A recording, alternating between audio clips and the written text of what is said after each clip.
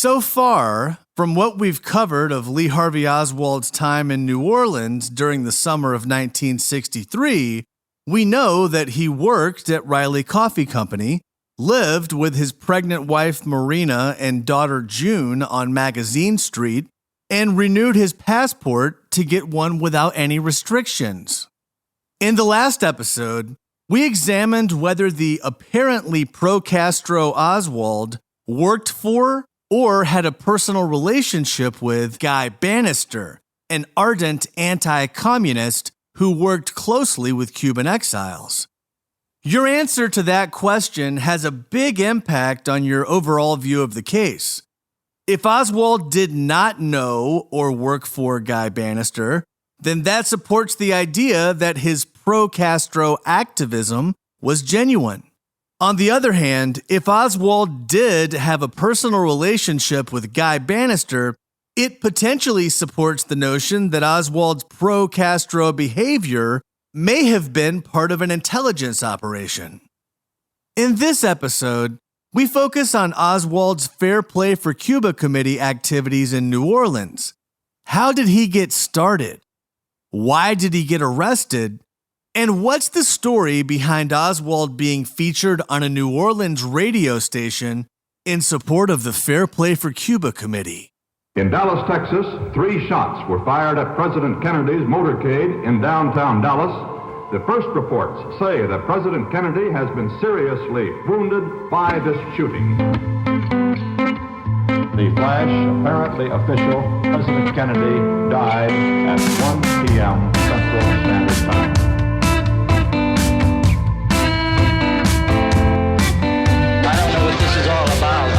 Dallas police this morning resumed questioning the man they have formally charged with the assassination of President Kennedy. I'm just a patsy. The man is Lee Oswald. Was Oswald acting alone, or was he a member of a conspiracy? Commission answers, he acted alone. I'm working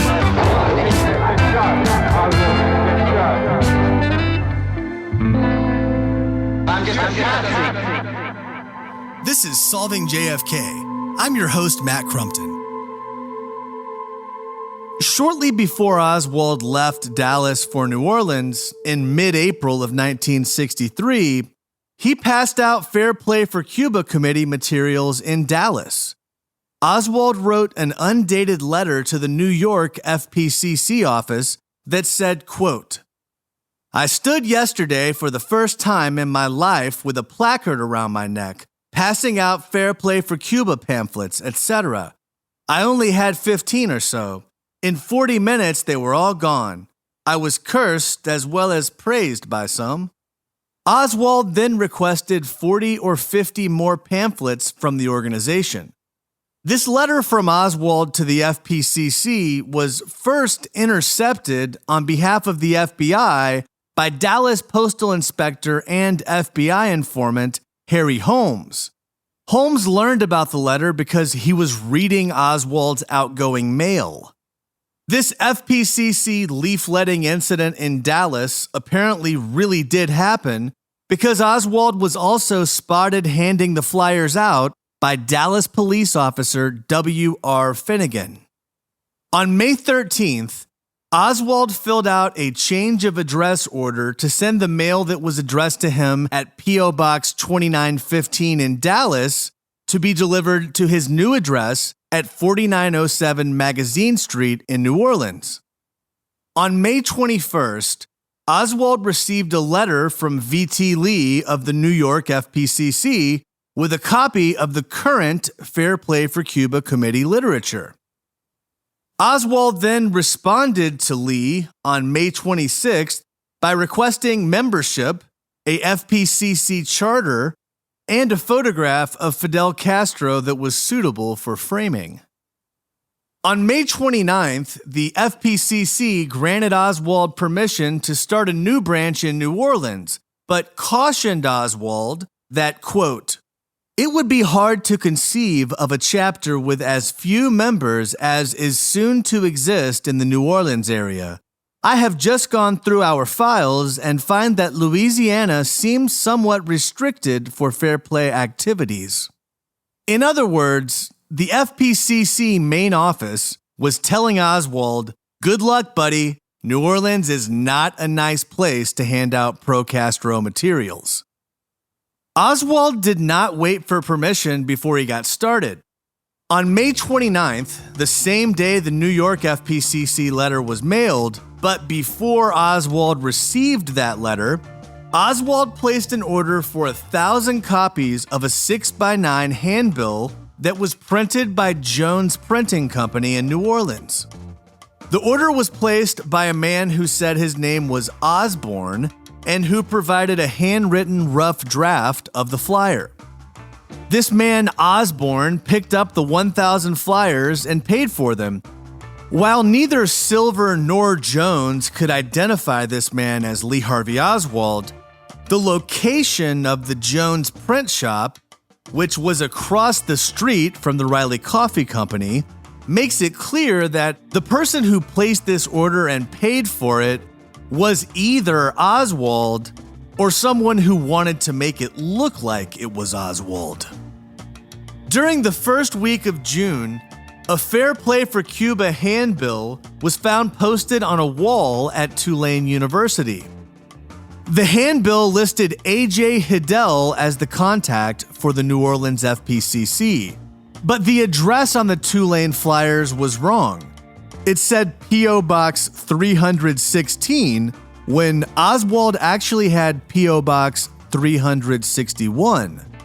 These Tulane flyers marked the first public use of the name Hidell, apparently by Lee Harvey Oswald.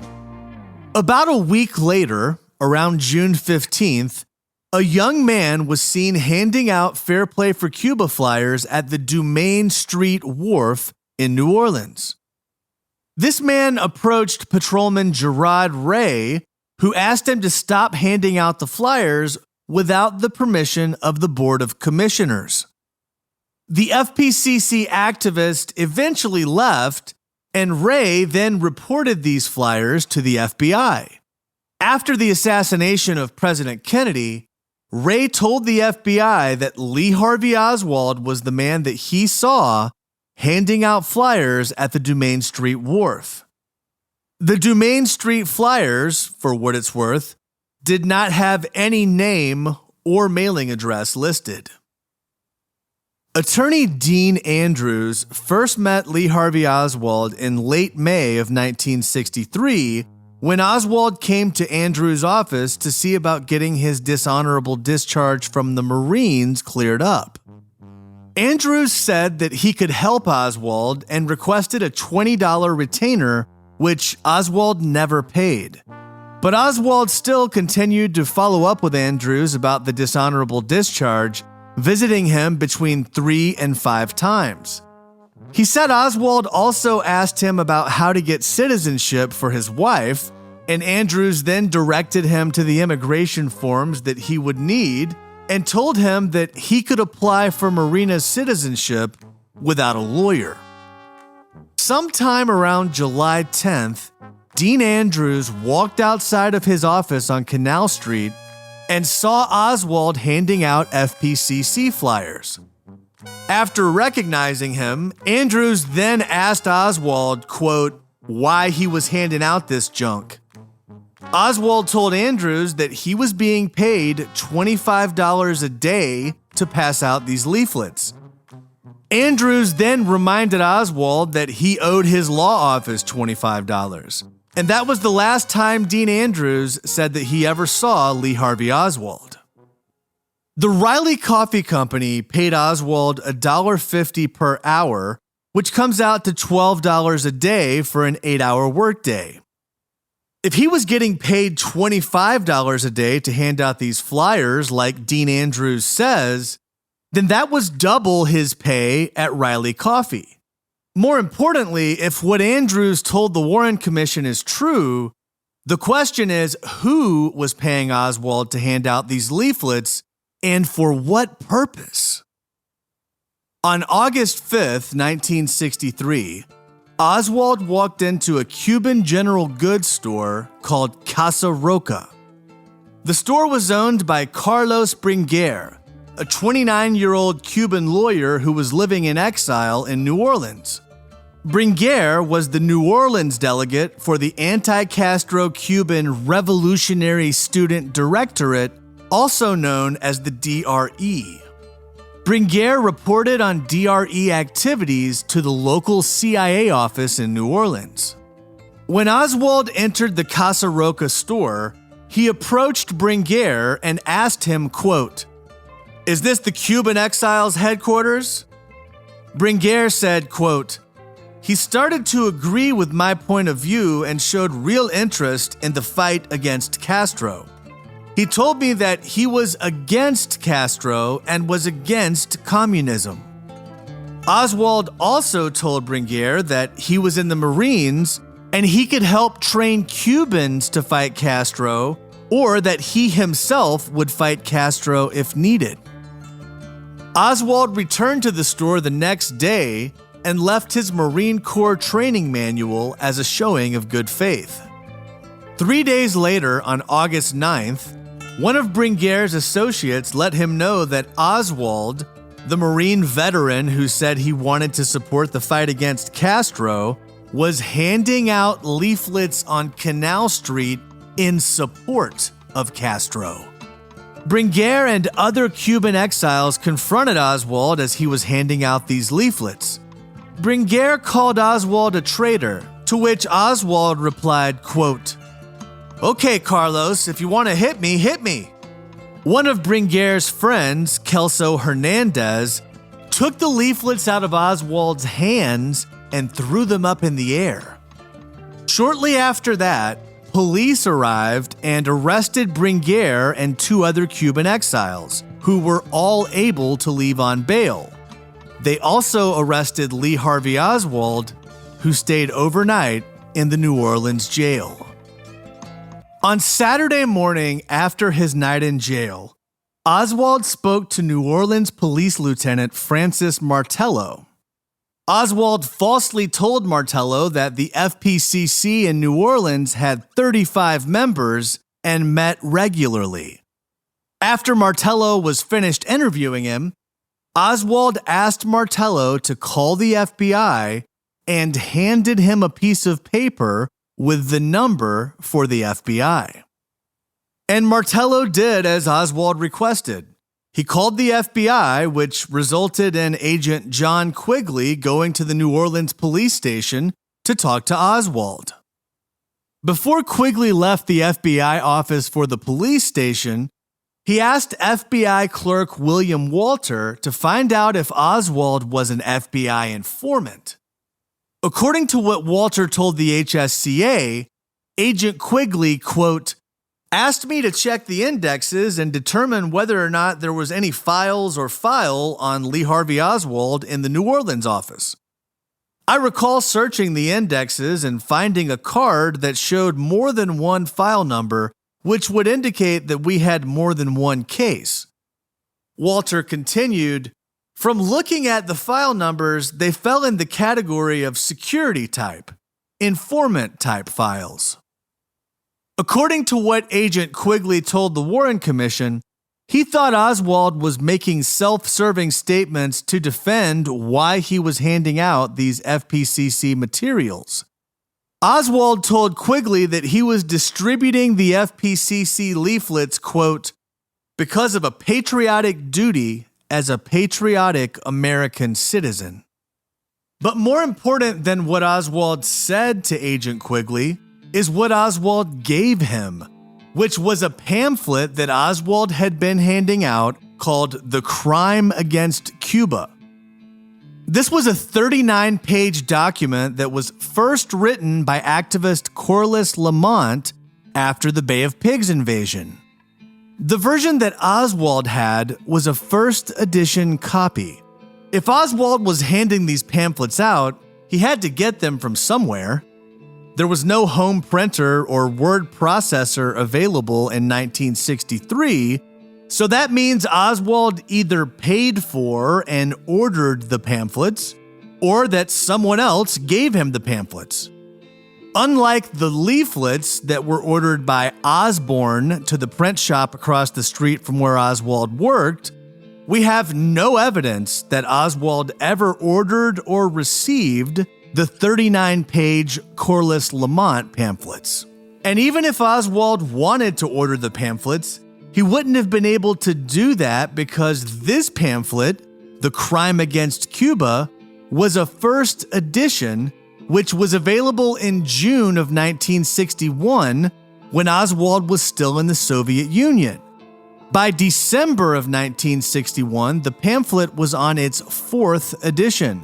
So any pamphlets that Oswald would have ordered in 1963 would have to be the fourth edition. This usage of first edition pamphlets, which could not be printed, effectively proves that Oswald was given the pamphlets by someone else. Here's where the plot thickens.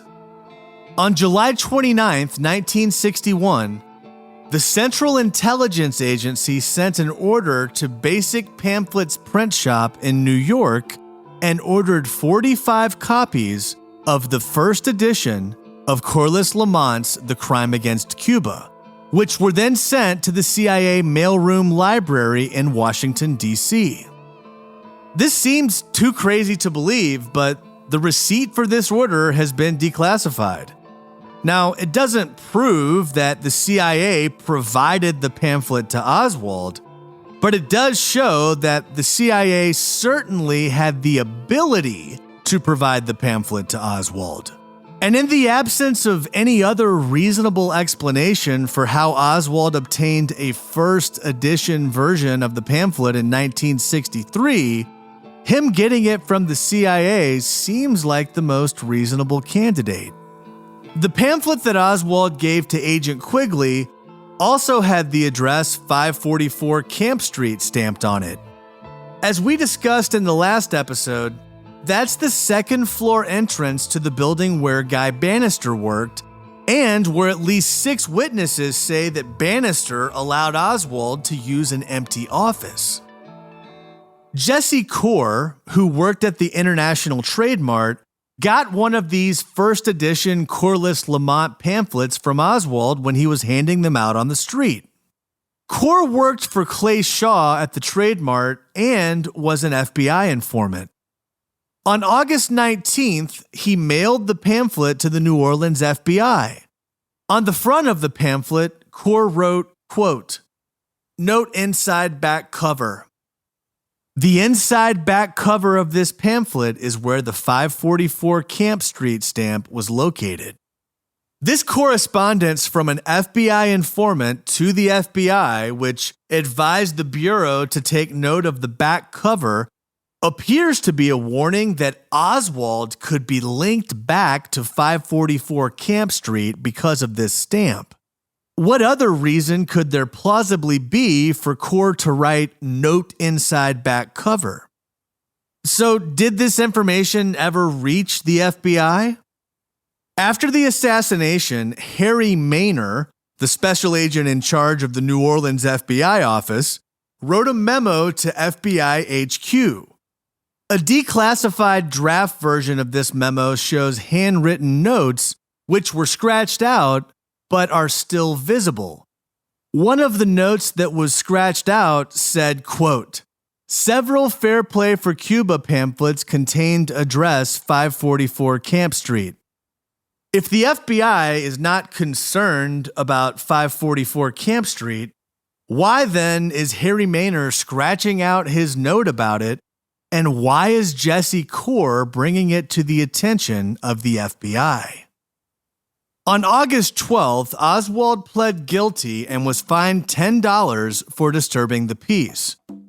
After that, Oswald went to the New Orleans States Item newspaper and asked reporter David Chandler to write a story about his arrest and his involvement with the FPCC.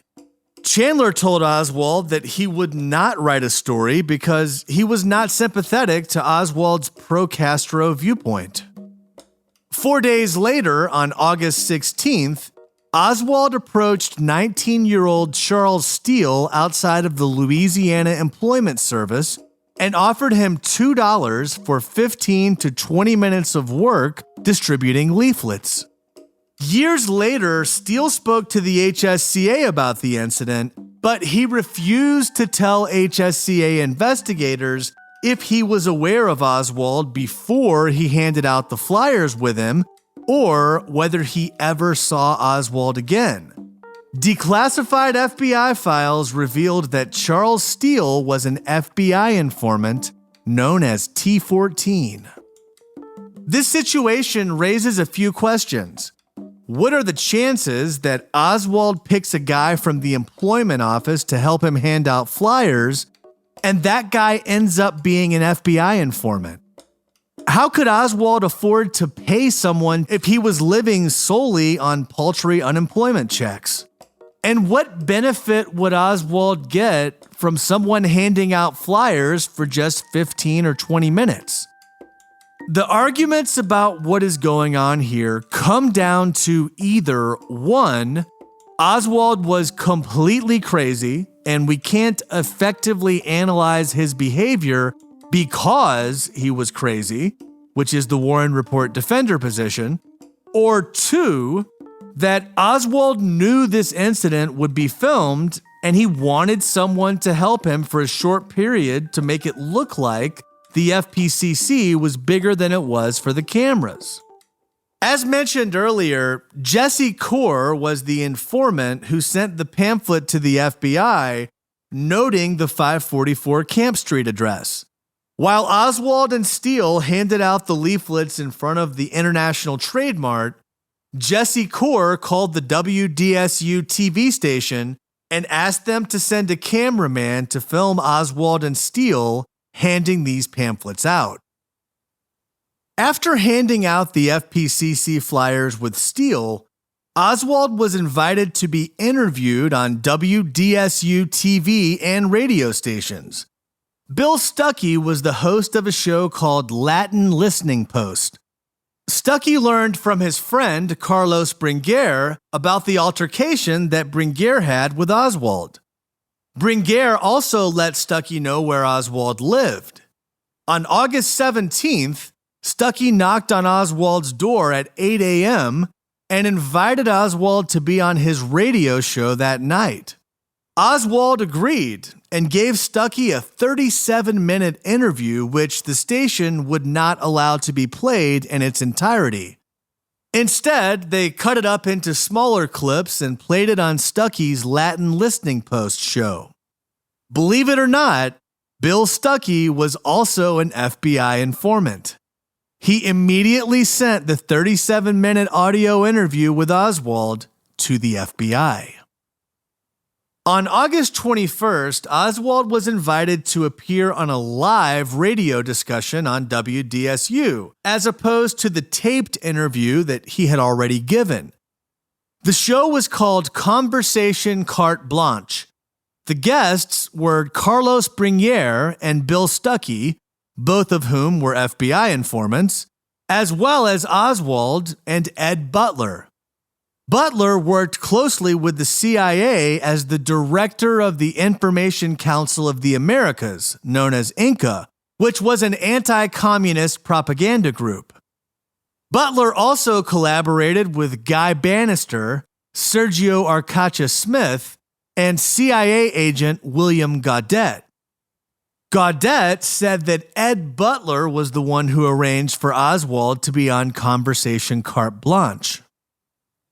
During this radio show, Oswald apparently makes a small misstatement about his time in the Soviet Union, which he then corrects. Here's the clip. For this reason, I'm curious to know just how you supported yourself during the 3 years that you lived in the Soviet Union. Did you have a government subsidy? I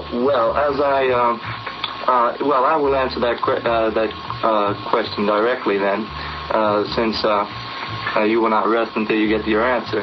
I worked in Russia. I was under the protection of that is to say, I was not under the protection of the American government, but that is, I was at all times considered an American citizen.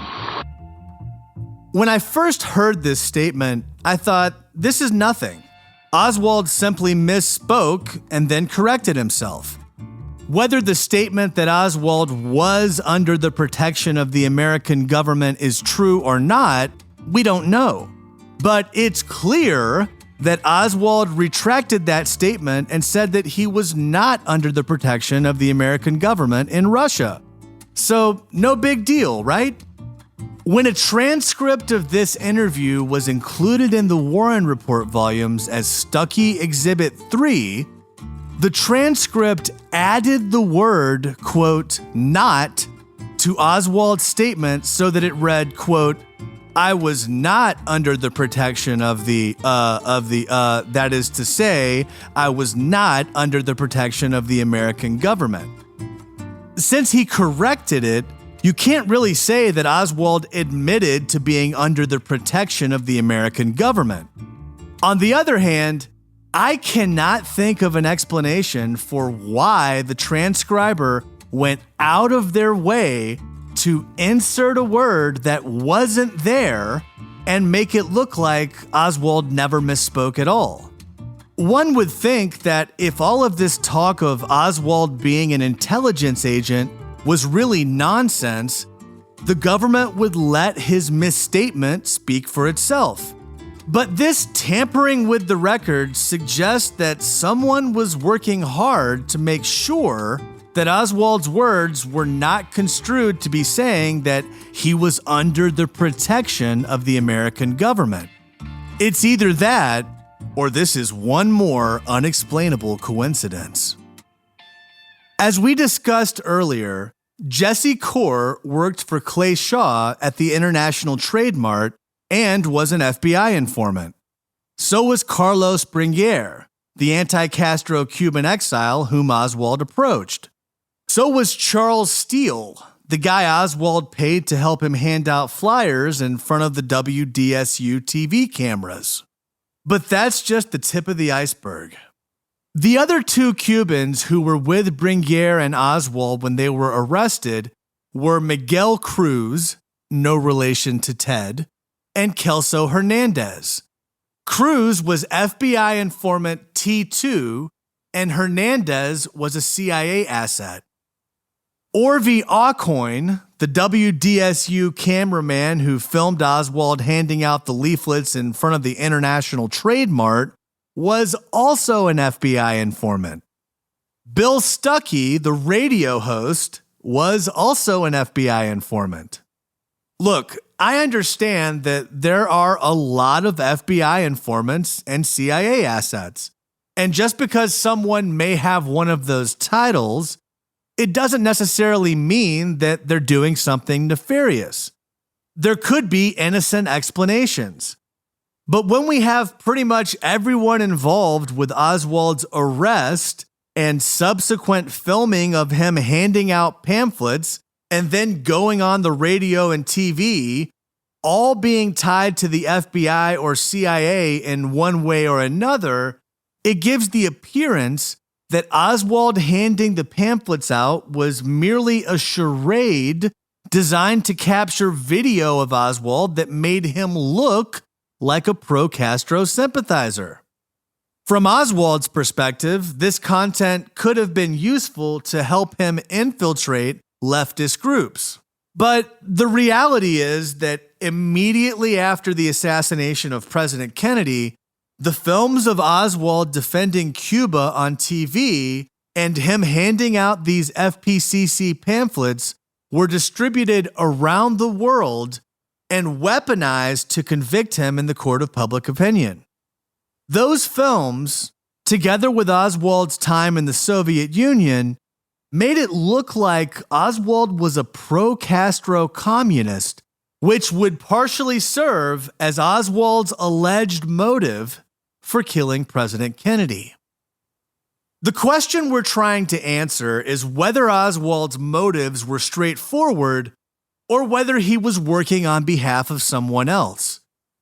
Between the amount of intelligence-connected people surrounding Oswald, the shady editing of the transcript for Oswald's appearance on the radio, Oswald's use of 544 Camp Street, Oswald telling Dean Andrews that he was being paid, Oswald paying someone else to help him, and Oswald's inexplicable possession of the first edition of the Crime Against Cuba pamphlet, we have to strongly consider the idea that Oswald was being set up and was working with others as opposed to being a pro-Castro lone nut.